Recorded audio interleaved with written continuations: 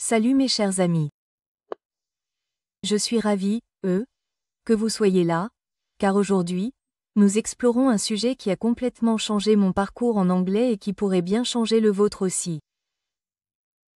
Vous est-il déjà arrivé de rêver de pratiquer l'anglais sans avoir personne à qui parler? Moi, c'était ça. Juste moi. Mon miroir est le rêve de parler couramment et avec assurance, comme un locuteur natif. Au début, c'était bête, je me demandais si je me parlais vraiment à moi-même. Mais laissez-moi vous dire quelque chose de puissant. Parler anglais seul, à la maison, ce n'est pas bizarre. C'est génial.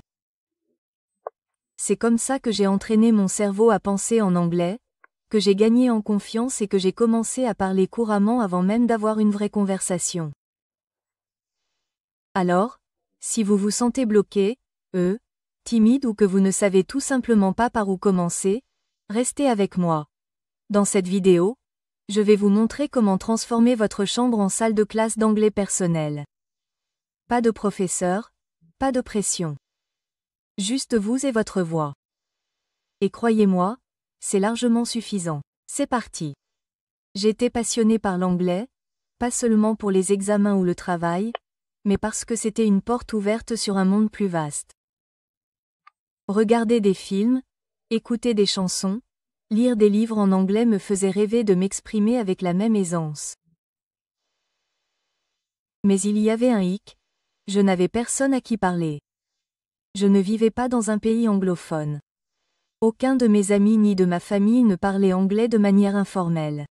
Les partenaires d'échange linguistique étaient inexistants. Voyager à l'étranger dépassait largement mon budget. Au début, c'était décourageant. Comment apprendre à parler une langue si on ne peut la pratiquer avec personne? Comment développer sa fluidité dans un environnement silencieux? Je croyais aux mensonges qui disaient « il faut quelqu'un d'autre pour s'améliorer à l'oral ». Mais au fond de moi, je savais aussi une autre vérité. Si je continue à attendre l'occasion idéale, je ne commencerai jamais. Alors, un soir ordinaire, je me suis retrouvée devant mon miroir. La pièce était silencieuse. Mon reflet m'a regardé, curieux. J'ai souri nerveusement et j'ai dit « Bonjour, je m'appelle Ethan. Enchanté ». Les mots sont sortis lentement.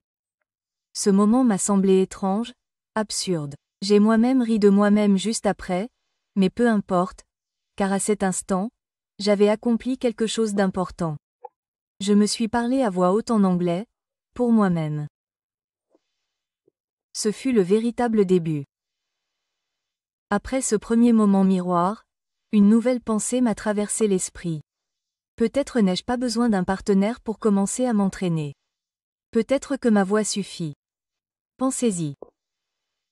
Quand nous avons appris notre première langue, enfant, nous n'avons pas commencé par des discours ou de longues conversations.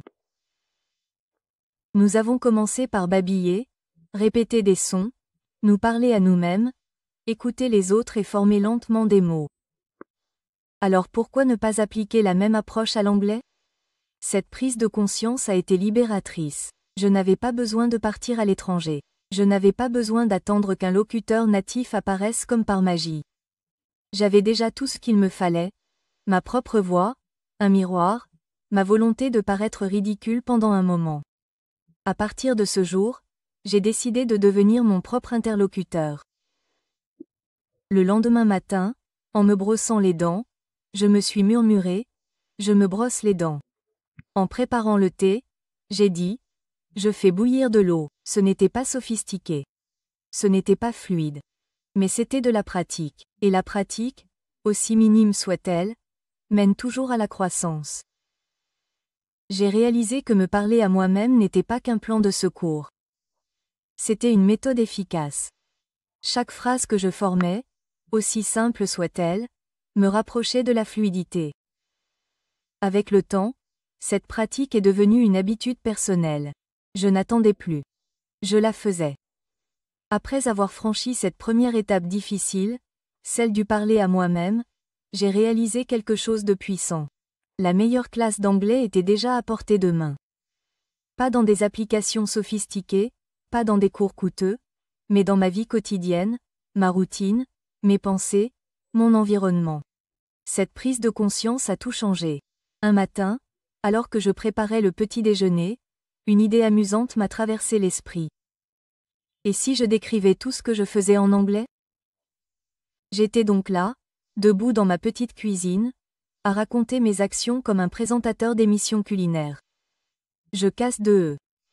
Maintenant, je les fouette doucement. La poêle chauffe. J'entends l'huile grésiller. Au début, c'était étrange de ne parler à personne, mais c'est vite devenu amusant. Je ne faisais pas que cuisiner. Je pensais, je parlais, je vivais en anglais, et c'était un vrai game share. La magie des phrases simples. Voici une vérité que la plupart des gens oublient, la fluidité ne commence pas par de grands mots. Elle commence par des phrases simples. Pensez à la façon dont les enfants apprennent leur langue maternelle. Commencent-ils par une grammaire complexe? Non. Ils entendent et répètent de courtes phrases. J'ai faim. Il pleut. Je veux jouer. C'est exactement ce que j'ai commencé à faire pour moi-même en pliant des vêtements. Je dirais que je plie mes t-shirts. Celui-ci est ma couleur préférée. En arrosant les plantes, les feuilles sont si vertes aujourd'hui. Elles ont l'air heureuses. Chaque petite action est devenue une raison de parler. Pas de script, pas de cours formels, juste la vraie vie en temps réel en anglais. Oui, au début, ça paraît un peu idiot. Vous pourriez vous demander, je deviens fou à me parler à moi-même? Mais voici un changement d'état d'esprit qui m'a aidé. On ne se parle pas à soi-même. Vous entraînez votre cerveau anglophone. Tout comme les athlètes s'entraînent et les musiciens répètent leur gamme, vous pratiquez l'art de penser et de parler anglais. Et le meilleur, c'est que vous pouvez faire une pause, répéter et vous corriger. Plus besoin de craindre le jugement. Chaque instant est une occasion de progresser. Comment ma chambre est devenue mon univers anglophone. Petit à petit, j'ai commencé à créer un environnement anglophone. Pas avec des gadgets sophistiqués, juste avec de la créativité. Des post-it partout. J'ai étiqueté les objets de ma chambre, miroir, porte, fenêtre, table. Chaque fois que je les touchais, je prononçais le mot à voix haute. Puis je faisais de courtes phrases. J'ouvrais la porte. La fenêtre était fermée. Pensée en anglais. Chaque fois qu'une pensée me traversait l'esprit, j'essayais de la formuler en anglais. Des choses simples comme « J'ai sommeil. Je dois finir mes devoirs. » Même quand je ne parlais pas à voix haute, j'entraînais mon esprit à passer de ma langue maternelle à l'anglais. Au début, c'était lent. Je devais faire une pause, traduire mentalement, puis parler. Mais avec le temps, ces pauses se sont raccourcies. Un jour, j'ai remarqué quelque chose d'étonnant. Une pensée m'est venue directement en anglais. Sans traduction, sans délai. C'était simple, mais cela m'a semblé une immense victoire. Un défi pour vous. Commencez vos moments d'anglais. Si vous vous demandez, comment puis-je appliquer cela? Voici un défi simple. Pendant les 7 prochains jours, choisissez 3 tâches routinières que vous effectuez quotidiennement. Pour chaque tâche, décrivez vos actions avec des phrases anglaises simples. Ne vous souciez pas des erreurs. Ne visez pas la perfection. Parlez simplement. Vous serez surpris des progrès que vous ferez simplement en transformant votre quotidien en pratique de l'anglais. Le miroir, mon professeur silencieux, mon meilleur public. Bientôt, j'ai remarqué quelque chose d'intéressant. En parlant devant le miroir, je prenais conscience de bien plus que des mots. Comment bougeais-je mes mains? Mon visage était-il sérieux ou amical? Mon ton était-il monocorde ou expressif? Ces choses sont importantes, car une véritable communication ne se résume pas au vocabulaire. Il s'agit de la manière dont on transmet son message. Le miroir m'a aidé à voir mes expressions, mes gestes et ma posture. C'était comme si je me donnais un feedback en temps réel. Parfois, je sortais de la routine quotidienne. J'utilisais ma pratique du miroir pour parler de mes rêves et de mes espoirs. Par exemple, un jour, je voyagerai à Londres. J'aimerais visiter de belles librairies et parler aux gens en anglais sans hésitation. Exprimer ses rêves à voix haute, me voir les exprimer, les rendait plus réels. Ce n'était pas seulement de la pratique. C'est devenu une motivation personnelle. Cette réflexion est devenue une version de moi-même. Je travaillais pour devenir un orateur plus confiant et fluide. Conseils pratiques pour commencer la pratique du miroir. Si vous pensez, d'accord, mais comment faire concrètement? Voici comment commencer. Commencez par vous présenter. Placez-vous devant votre miroir et présentez-vous. Dites d'où vous venez, ce que vous aimez. Parlez de votre journée. Choisissez un événement simple qui s'est produit aujourd'hui et expliquez-le. Ne vous souciez pas de rendre la chose intéressante. Concentrez-vous sur une expression claire. Exprimez vos pensées ou vos sentiments. Comment vous sentez-vous en ce moment? Heureux? Fatigué? Excité? Parlez-en. Surveillez votre expression et votre ton. Souriez-vous? Utilisez-vous vos mains? Essayez d'être plus naturel. Programmez un minuteur. Commencez par 3 à 5 minutes seulement. Ce n'est pas une question de longueur, c'est une question de régularité. Un défi pour vous. Parlez devant le miroir pendant 7 jours. La semaine suivante, consacrez 5 minutes par jour à parler devant le miroir. Pas de scénario, pas de peur. Parlez-vous simplement comme vous parleriez à un ami. Dès le 7e jour, vous sentirez la différence. Pas une grammaire parfaite, mais une sensation de confort. Et c'est là que commence la véritable fluidité. L'observation. Envie d'apprendre à paraître naturel? Vous savez maintenant que j'avais pris l'habitude de me parler à moi-même, de décrire mon quotidien et de me parler devant le miroir. Je me sentais plus à l'aise à l'oral. Mais il me manquait une chose, je n'avais toujours pas l'air d'un orateur fluide. Mes phrases étaient basiques. Mon rythme était robotique. Ma prononciation était correcte, mais pas fluide. Bref, je n'étais pas encore fluide. C'est là que j'ai découvert une technique qui a complètement changé ma vie, l'observation. Qu'est-ce que l'observation? Si vous n'en avez jamais entendu parler, voici comment l'observation se présente. On écoute un anglophone natif et on essaie de répéter exactement ce qu'il dit en temps réel. On est comme son écho, son ombre, on copie sa prononciation, son ton, sa vitesse, même ses pauses et ses émotions. Il ne s'agit pas de comprendre chaque mot du premier coup. Il s'agit d'entraîner sa bouche, ses oreilles et son cerveau à travailler ensemble. Cette méthode m'a aidé à passer de « je connais les mots » à « je parle naturellement ». Ma première expérience de « shadowing ». Mais d'abord, je vous dévoile un spoiler. C'était hilarant. Je me souviens encore de la première fois où j'ai essayé le shadowing. J'ai choisi une vidéo d'une vlogueuse américaine parlant de sa routine matinale. Elle parlait vite, avec beaucoup d'expressions et de phrases simples. J'ai appuyé sur lecture. Elle a dit « Bonjour à tous. Aujourd'hui, je me suis réveillée super paresseuse, mais vous savez quoi? Ce n'est pas grave. J'ai marqué une pause, j'ai essayé de répéter, mais ma langue s'est emmêlée. J'ai dit quelque chose comme « Allez, les gars, aujourd'hui, je me suis réveillée. Je me sens paresseux. » C'était un vrai casse-tête, mais c'était aussi amusant. J'ai continué et répété. Petit à petit, j'ai commencé à saisir le rythme, son intonation, son style décontracté.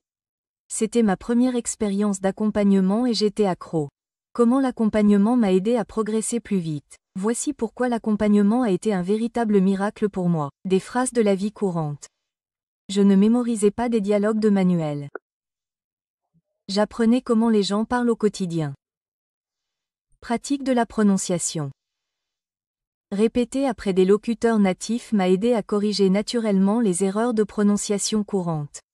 Fluidité de la parole. Au lieu de paraître robotique, j'ai commencé à m'exprimer comme un locuteur natif, en reliant les mots avec fluidité. Écouter et parler se combinaient. L'accompagnement m'a forcé à être un auditeur actif tout en parlant. Ma routine d'accompagnement que vous pouvez aussi essayer.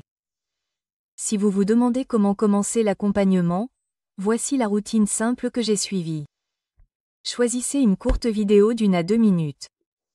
Cela peut être un vlog, une interview, une conférence TED ou même une scène de film. Choisissez quelque chose que vous aimez. Écoutez une fois sans parler. Écoutez simplement. Observez le ton, le rythme et l'émotion de l'orateur. Faites une pause après chaque phrase. Essayez de l'imiter exactement. Ne vous précipitez pas. Concentrez-vous sur la précision. Maintenant, visionnez à nouveau la vidéo et essayez de parler avec l'orateur comme une ombre qui suit chacun de ses mots. Enregistrez-vous. Facultatif, mais efficace. Écoutez vos propres tentatives d'observation vous montrera ce qui s'améliore et ce qui doit être amélioré. J'ai fait cela 10 à 15 minutes par jour, pas pendant des heures, juste de petits exercices ciblés. Mais ces quelques minutes étaient intenses et incroyablement efficaces, une variante amusante, l'observation de différents accents.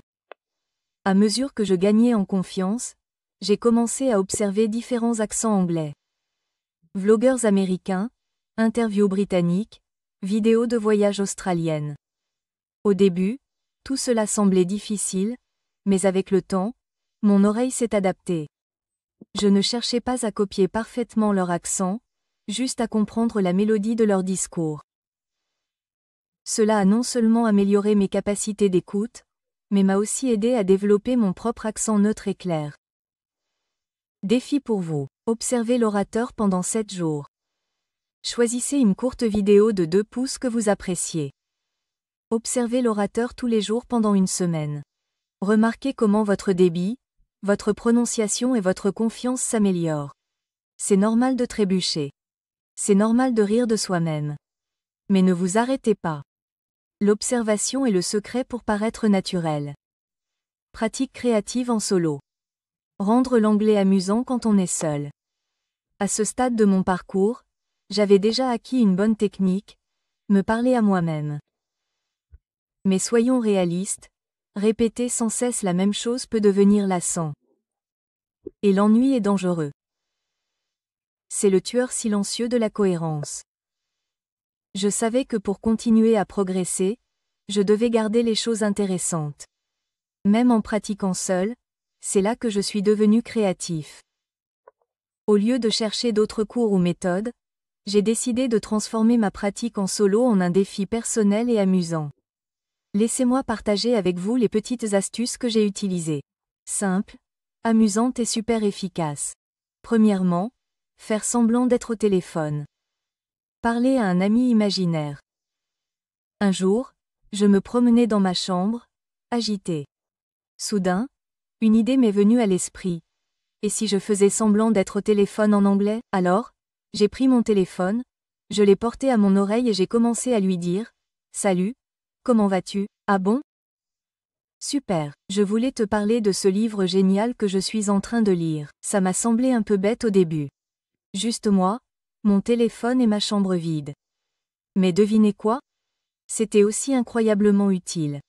Les appels téléphoniques imaginaires sont efficaces car ils imitent les conversations réelles. On s'entraîne aux salutations, aux réactions et aux phrases simples. On imagine ce que dit l'autre personne et on répond naturellement. On reste dans le flux de la conversation sans aucun script. Et comme personne d'autre n'écoute, on est libre d'expérimenter, de trébucher, de se corriger et de continuer. J'ai commencé à faire ça tous les jours en me promenant pour plier le linge ou même simplement en restant près de la fenêtre. Chaque appel imaginaire me rendait un peu plus fluide. Deuxièmement, le journal vocal. Raconter sa journée en mots. Écrire un journal, c'est bien, mais pour s'entraîner à l'oral, l'enregistrer est une véritable révolution. Chaque soir avant de me coucher, j'ouvrais l'enregistreur vocal de mon téléphone et je parlais 2 à 3 minutes de ma journée. Aujourd'hui a été une journée chargée. J'avais beaucoup de travail, mais j'ai réussi à le terminer. J'ai aussi regardé une vidéo amusante qui m'a bien fait rire. Il n'y avait pas de règles, Pas de public, juste moi et mes pensées en anglais. La magie s'est opérée en réécoutant. J'ai remarqué des choses que je n'avais pas saisies en parlant. Des mots de remplissage répétés, des fautes de prononciation, des intonations plates. Mais surtout, j'ai aussi remarqué mes progrès, des phrases fluides, des moments où je n'avais pas besoin de réfléchir. C'était incroyablement motivant. Il ne s'agissait pas d'être parfait. Il s'agissait de créer une habitude quotidienne de parler qui m'a permis de progresser. Troisièmement, décrivez tout ce qui vous entoure. Développez votre fluidité sur le champ. Une autre astuce que j'ai utilisée était super simple mais très efficace, décrire des objets et des scènes aléatoires en anglais. Par exemple, si j'étais assis à mon bureau, je commençais. Voici mon bureau en bois. Dessus, il y a un ordinateur portable, un carnet bleu et une tasse de café. Le café sent fort et frais. Ou, en regardant par la fenêtre, le ciel est nuageux aujourd'hui. Il y a une légère brise. Les arbres se balancent doucement. Pourquoi ça marche? Parce que ça force à penser en anglais et à construire rapidement. C'est aussi excellent pour enrichir son vocabulaire, mais de manière naturelle et contextuelle.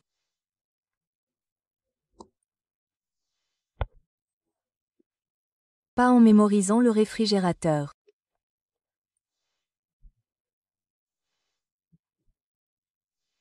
Je range ma bibliothèque. Situation de la vie. L'une des pratiques solo les plus pratiques et amusantes que j'ai développées était les jeux de rôle.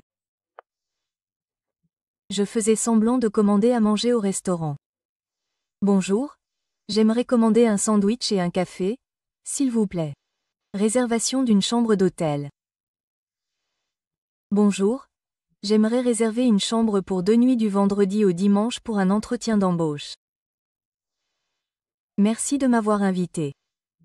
Je suis vraiment ravi de cette opportunité. L'avantage du jeu de rôle, c'est qu'on se prépare à de vraies conversations. Même seul, on répète mentalement comment on s'exprimerait dans ces situations. Au fil du temps, ces exercices m'ont donné plus d'assurance face aux interactions réelles. Pourquoi ces pratiques créatives fonctionnent même seules? Vous vous dites peut-être, c'est bizarre de se parler comme ça? Non, mais voilà la vérité. Chaque fois que vous vous entraînez à parler, même seul, vous développez des compétences essentielles, rapidité de réflexion en anglais, construction de phrases, prononciation, clarté et confiance en soi. Plus vous êtes créatif, moins vous vous ennuyez. Et plus vous vous amusez, plus vous avez de chances de rester constant. Pour ma part, ces activités en solo ont transformé ma chambre vide en un terrain de jeu anglais animé. Un défi pour vous. Une semaine de plaisir à parler seul. Pendant les 7 prochains jours, essayez un exercice d'expression orale créative chaque jour. Premier jour, simulez un appel téléphonique. Deuxième jour, journal vocal. Troisième jour, décrivez votre environnement. Quatrième jour, simulez une scène de restaurant. Cinquième jour, mettez en scène un dialogue avec vous-même.